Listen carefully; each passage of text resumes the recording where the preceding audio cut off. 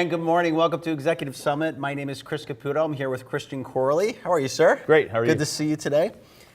He is a business leader, entrepreneur, product developer, inventor, innovator, and dreamer. He has a proven track record of turning struggling businesses from red into the black. He creates new products and brings them to market. His other strengths include implementing new technology, launching successful businesses, helping others achieve their dreams, and having fun doing it. That's my kind of guy, having fun doing it. His goal in life is to help make people's lives just a little bit easier. Over 25 years experience, he's turned businesses around and starting, building, and selling successful businesses. He consults both domestically and internationally, and he's helped grow a Kansas City business from 10 million to over 1 billion in annual sales. His passion is helping others take it to the next level. That's a pretty powerful introduction there. You know, that was just what I did in the first week of the year. And okay. After that, all right. After that, okay, cool. So we have a few, we're going to go, maybe we'll just jump right into the items on the table here. Talk a little bit about, you're an inventor as well. So talk a little bit about some of your inventions and how that got started. Sure. So when I grew up, I was always kind of a closet inventor. I always was thinking of ideas and sketching them. Tinkerer. Yeah. And I would destroy stuff. I would take stuff apart. I wonder how that works. So you just destroy that. So now, if all the parents out there that are listening or watching, if your kids are destroying stuff, that could be a good thing. Okay, so don't shut them down too quick. Come on, preach it.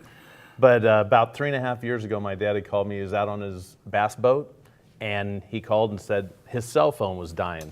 And I'm a product developer, and I said, okay, Dad, what do you want me to do about it? He said, well, there's a port on the back of the boat called the navigation light port, and that's where when you run at night, you put your nav lights in. And he said, that's a 12 volt. Can't you turn that into USB? Which all of us know, you have a USB car charger in your car, plugs in your 12 volt, turns it to USB. So I said, oh, Dad, I'm sure someone's done that. And his next thing really intrigued me. He said, well, I've been looking for something like this for 2 years. So I immediately drove to Bass Pro Shop, walked over to the new boats, and I said, how much is this boat? And the guy said, that's $49,000, but I'll make you a deal today. Right. So I'm not buying a boat, but does it have USBs on the boat? And he said, no. I said, is there a 12 volt on the dash? And of 70% of their boats didn't even have a 12 volt on the dash. Wow. And I thought, well, maybe we're on I said, what's your name? He said, Rusty. I said, well, if this works out, that is a perfect name for a story about Bass Pro Shop. So I literally grabbed a navigation light off the shelf, bought it, went to my office, pulled the USB car charger out of my car, disassembled that, and this is the final product now, but we basically, within about 4 hours, had the first version of what we now call Power Stick 10-inch, which plugs into the navigation light, converts it into 2 USBs, just like in your car, but this is on your boat, and holds your cell phone. Wow. So then you can power it and not have to worry about it going anywhere. Oh gosh, that's awesome. Power Stick. Power Stick. Very nice. Okay.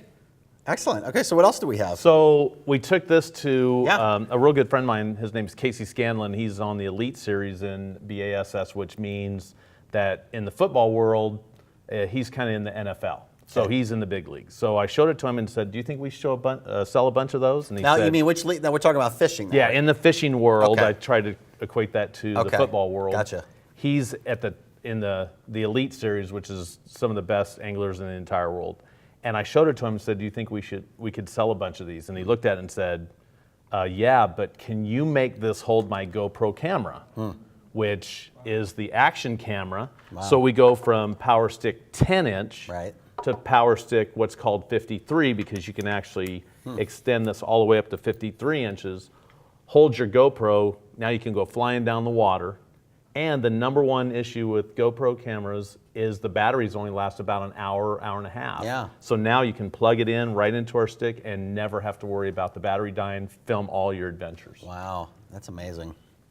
So within a couple months later, we took the first prototypes to the Bassmaster Classic, which is the Super Bowl of bass fishing. It's like And it moves around every year, and that year is in South Carolina. Yeah. So my daddy and I got a booth and put up banners and got a little booth at there, and it kind of blew up after that. Wow. Become very popular. Anybody that knows the fishing world, Bill Dance, Jimmy Houston, Kevin Van Dam, Gerald Swindle, like Brent Ayler, all the big guys, they all have our products now, and it's become extremely popular. And we're now in Bass Pro Shop, almost all the Bass Pro Shops. All right. So you've taken us to the end of kind of the current news today, right? But there was a journey and there was a process to get there. That's No, this was easy. You yeah, you hit a button, no problem. Yeah, and they come out. The easy button just went like that, and here you go, alakazam. So Yep. yeah, so let's kind of maybe go back in time a little bit, kind of unpack this, how we ended up here, because this is taking off fantastically, which I'm very happy to hear that. Congratulations, by the way. All right, so tell us. We talked a little bit back in the green room. You're from Colorado, right? Yep. You grew up in the woods of Colorado, or in the mountains. Born in Colorado, grew up in Iowa. In Iowa, okay. Yep. And then you were tinkering all throughout your, you just had a knack for that and so how did that play out growing up? Like, were you into like, what were your passions in school and kind of how did that begin for you? Well, I loved math Okay. in school, which always kind of helps. But mostly growing up, it was not really getting into it, really not taking those ideas and doing anything with them. And that's really just a few years ago, actually about 8 years ago, a friend of mine said, these ideas you have, he said, what are you doing with them? And I said, what do you mean? And he kind of convicted me a little bit. He said, well, God gives you a gift like that, you should open it. And I was like, oh, geez. Oh, wow. Okay, now I need that kind of pressure. Right. And I said, no, that's a great point. So really about 8 years ago is really where I started the journey of product development and taking the ideas and then helping other people take their ideas to No, but market.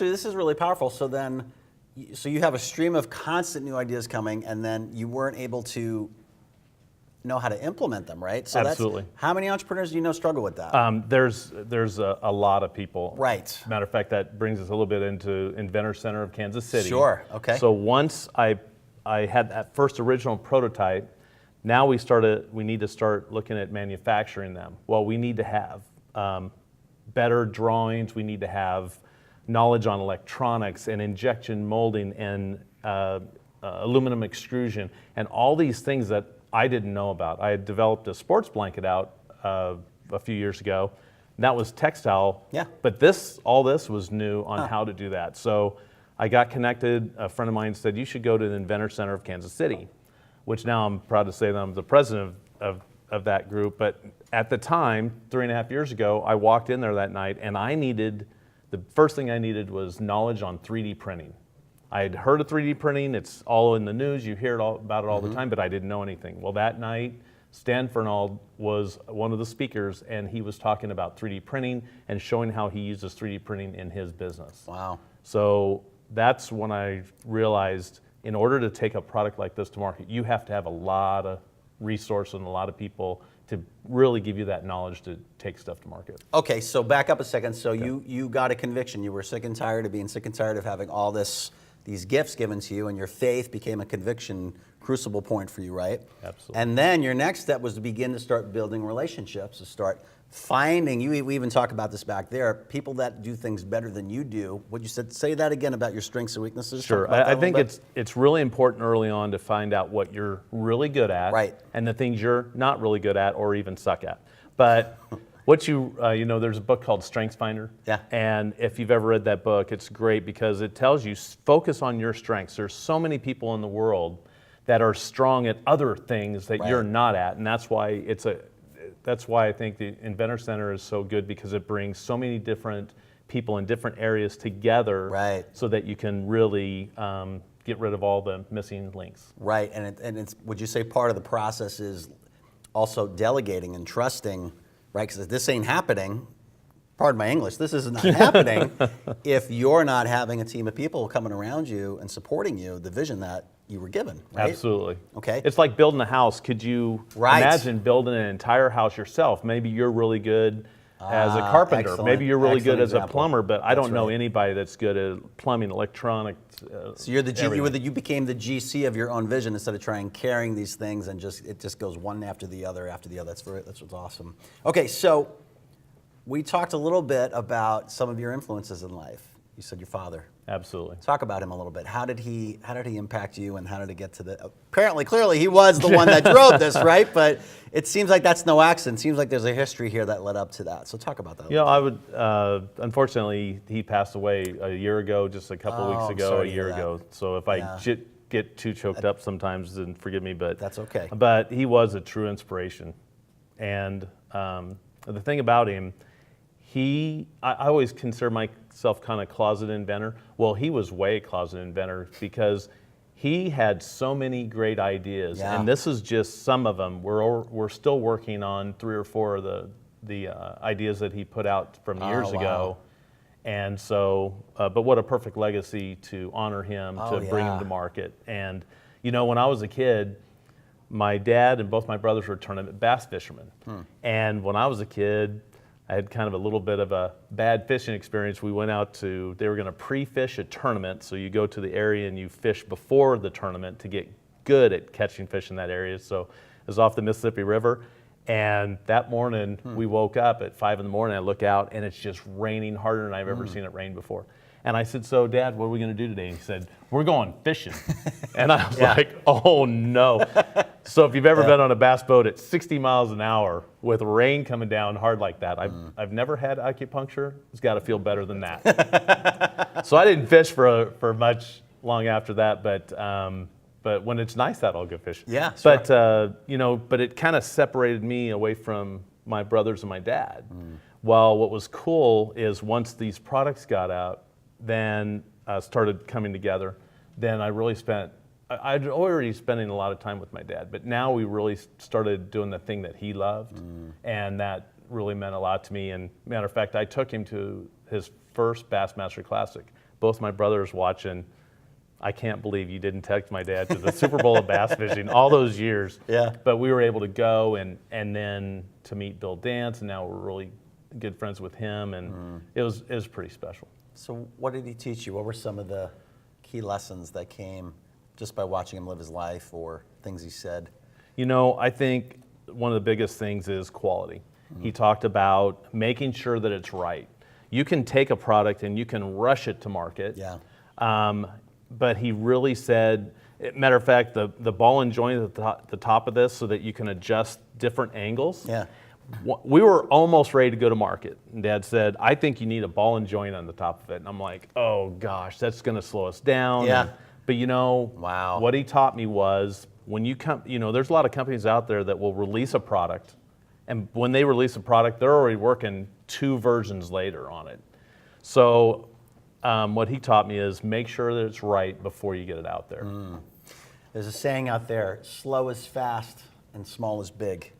And that ball joint, did that make all the difference in It the world? did. It's huge because then what we found out, there's a lot of boats that'll have that navigation light port you'd think would just be flat. Yeah. Well, a lot of them are tilted. Oh, if wow. we had gone to and market with that, you didn't have the foresight for that. Wow. we'd done a lot of research, Yeah. but you can never do all the research. Right. You can't get everything correct. Correct. Wow. That's amazing. So he was a man that could see. The other thing that see he, things. and I'd say probably the biggest legacy that he left me, he always had this saying, and you know, when your parents tell you a saying, it bugs you sometimes. Yeah. Because he would say it so much, and he said, treat customers as you would want them to treat your mom. Not you, your mom. Wow. And I can tell you, we're known for having world-class, YOLOtek is known for having world-class customer service, and that's all because of my daddy. Very powerful. Okay, Christian, let's go on to YOLOtek. Okay. Tell the story behind that. Yeah, so we had... What does YOLO mean? YOLO is you only live once. It's the acronym. And my son was 8 years old at the time, and I had paid a couple advertising agencies here in Kansas City, really good advertising agencies, but every time they came back with the names, they were always just a little short. It just didn't feel right. And one day I was kind of bummed about it because I just had to cut him another kind of nice sized check, and we didn't get the name. And my son said, "What's wrong?" And I said, "Well, I said, it's still the name of the company. What do you think we should call it?" And he said, "Well, Damon on Shark Tank says you only live once. Maybe we should call it that." And I was like, wow, that's pretty cool. I don't know if we can get YOLO, but we might be able to get YOLOtek. I said, but I wish you'd told me that 4 or 5 weeks ago. It would have saved me a lot of money.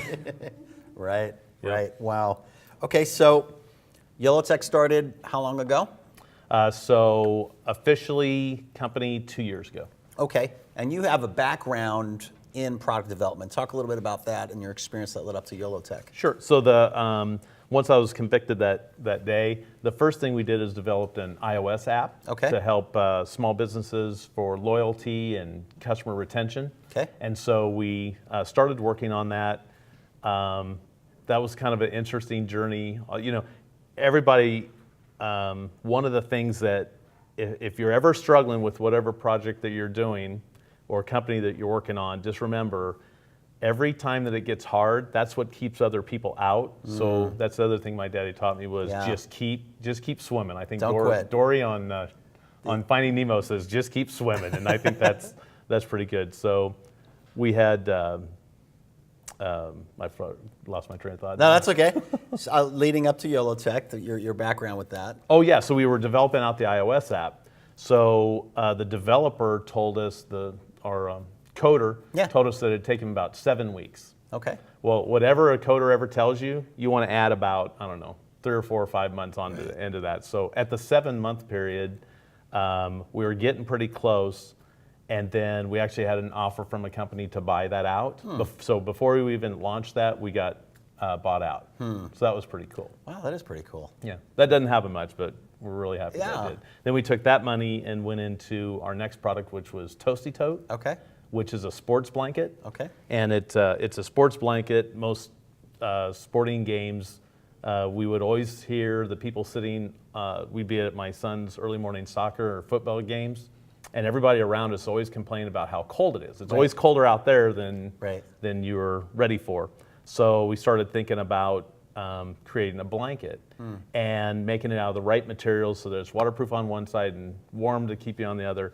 And then the final straw was a person came up and tried to get their folding chair out of that little bag. And he actually couldn't get it and threw it down on the ground and was very frustrated. Yeah. That's another thing that my daddy had mentioned too, is always listen to people, and if they're frustrated, there might be an opportunity there. So he threw that down, and I thought, well, maybe that blanket we're talking about can carry that folding chair. So Toasty Tote's the only blanket. Wow. 2 quick Velcro straps, and it'll carry your folding chair.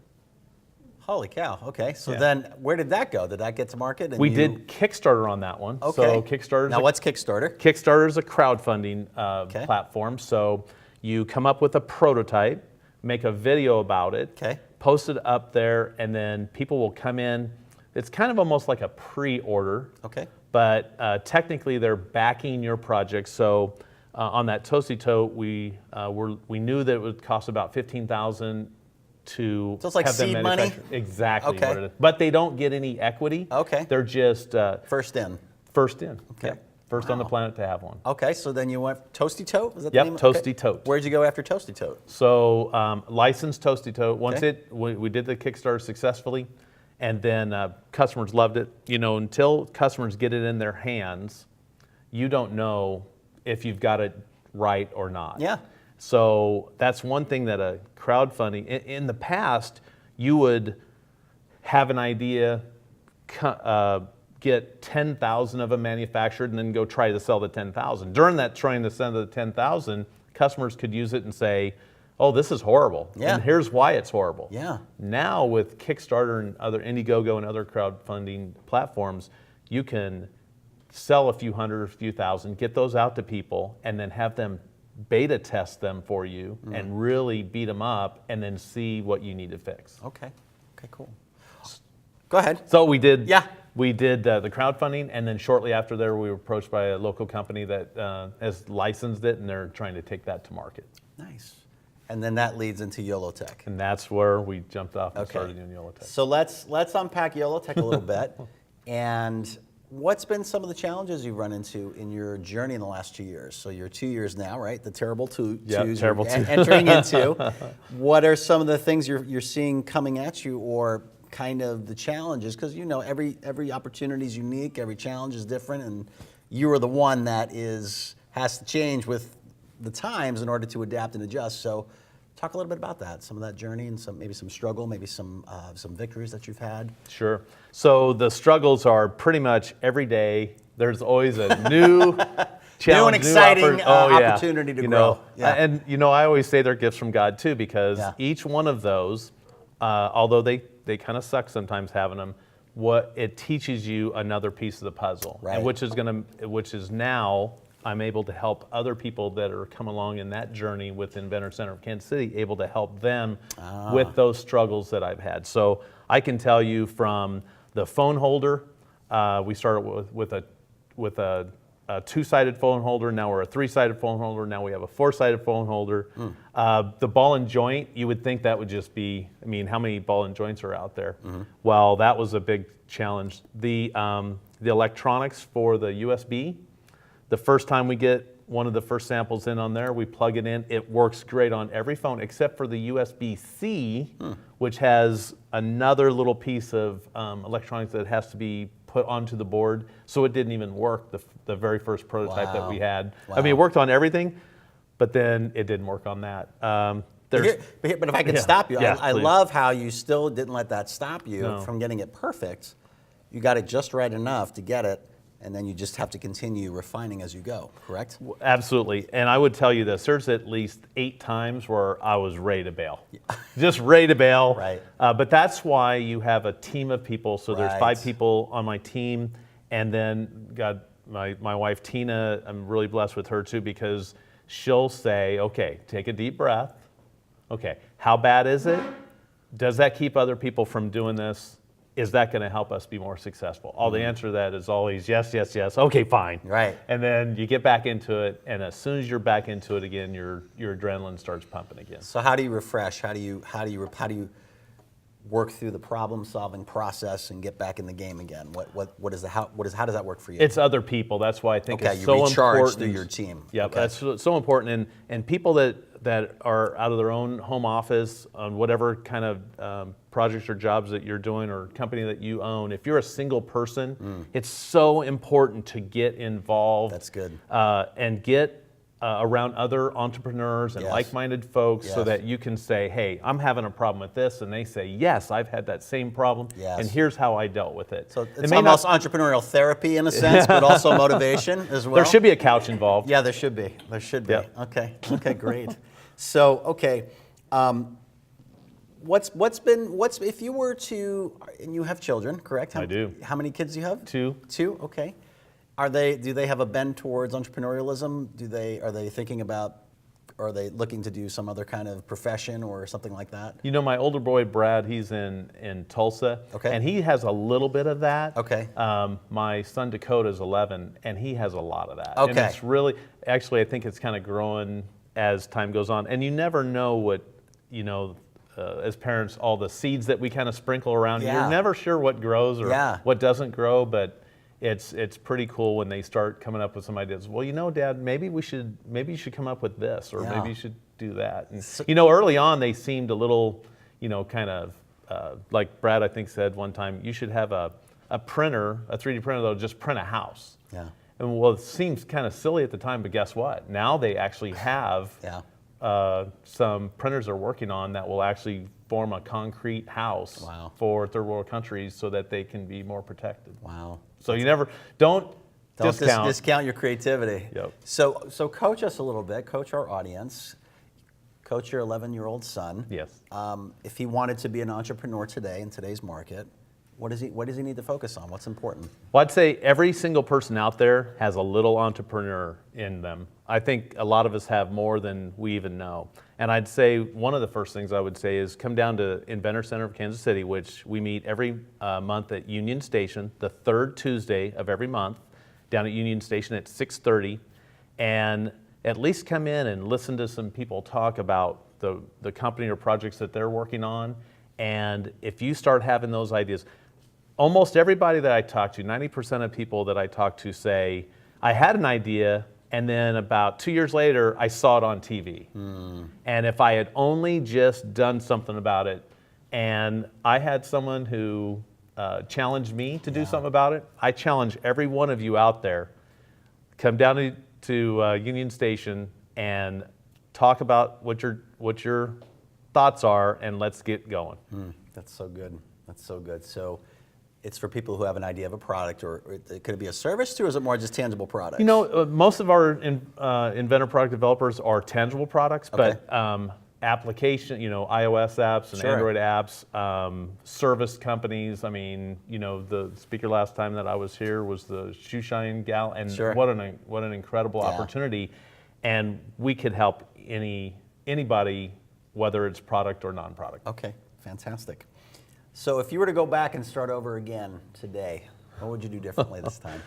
That's a great question. Well, thank you. I'd say the biggest thing early on was finding the Inventor Center. That would have been trying to get more connected so that we could get those answers early. You know, you always think, well, I can do this. You know, I'm pretty Rugged smart guy. individual. Yeah. Yeah, but that's not good. That's why I think there's so many people on the planet, so that we can all fit into the puzzle. That's great. Almost how your father was such an inspiration. It's a family business, right? Absolutely. And it's a team. Teams win the game. Absolutely, and that's I don't what. care what individual takes on any team, that team's going to win every time. I don't care how good you are by yourself. That's right. So, okay, well, how's this? How are you feeling about this interview so far? This is good. We doing I okay? like this, you okay. bet. Is there anything you want to, as we're landing the plane and winding things down, any parting words of wisdom that you have for executives, professionals, small business owners here in Kansas City? We understand with the Inventors. Inventor Center. Inventor Center, Yep. right there of Kansas City, to definitely come check that out. But also, anything else you want to say to friends, family, or just someone who may be watching this right now, who a word of inspiration for them, as far as maybe from your faith and how that translates into inspiring people to go to the next level? Absolutely. So my whole life, I mean, you cannot explain my life without God. I mean, it just doesn't work out. There's too many coincidences. Whenever I need a certain piece, one time I went to the Inventor Center, and that night I had 3D printing, but now I needed metal prototyping. And so I said a little prayer before I walked in there, and that night, Warren Moore, I turned around and met him. I said, "Hi, I'm Christian." And he said, "Hi, I'm Warren." I said, "What do you do?" He said, "I do metal prototyping." I'm like, "Thank you." And he said, "What?" I said, "Oh, sorry, I was just thanking God." Right. No pressure, but God meant for us to connect. And matter of fact, I spent 4 hours in his shop yesterday creating a brand new product that one of our pros said, "It'd be neat if we could do this." And now, from nothing, we have a brand new prototype of that'll allow PowerStick 53-inch to be used in another port on the boat, into the boat seat. But I would say the biggest thing is, if you hear someone around you, if your spouse gets angry or frustrated, if your kids get angry or frustrated, if you're in a coffee shop and you hear someone kind of get frustrated, listen, because I think that's the biggest thing. And I always say too, I'm blessed. I'm almost deaf in my left ear, Yeah. so I kind of have this little bionic hearing over here because I think your body kind of compensates. But if you just listen to what the challenge is, and then start doing a little research and see, hey, is there a solution for that? Or more importantly, if you have a problem, that's the best kind of entrepreneurs of products, is people that are having a challenge themselves and then think, you know, how can this, there's no reason in today's day and age that we have problems that can't be solved. So there's probably a product in there somewhere. Well, sir, I appreciate your faith, and you're almost, this is a fishing pole, right? Or It not, is. It's attachment to a fishing pole. You know, we have Or it's people to- saying that is to power. We say power your to the adventure. boats, So that's yes. going to hold on to your cell phone, Right. and or GoPro camera, so you can video those once That's in a right. So lifetime it goes moments. that's right. But it's fishing boats. That's what I meant to say. Yeah, It's yeah. fishing pole. I Okay. misspoke right there. But you are making a difference through touching people on fishing boats. Well, I can tell you the think things it's powerful. The things that we never realized what would happen with this is there was somebody that had one on their boat recording, and they got hit. Yeah. And so that video is a safety. Oh, wow. Like you just never realize all the uses that people will have for it, and it was instrumental in having that captured. Yeah. So I really appreciate hearing this, but also how you have a heart to serve, how you have to have a heart to really almost minister to, let me just use that with that language if I may, since you brought up your faith, to up and coming small business owners here in Kansas City, to kind of pastor them, if I can even use that word, be so Absolutely. bold, I think that's powerful. This is your ministry. I think it's very powerful. Well, Christian, thank you so much. This has been a pleasure talking to you. Awesome. Let's give him a round of applause, ladies and gentlemen, for Christian Corley. And with that, we will be right back.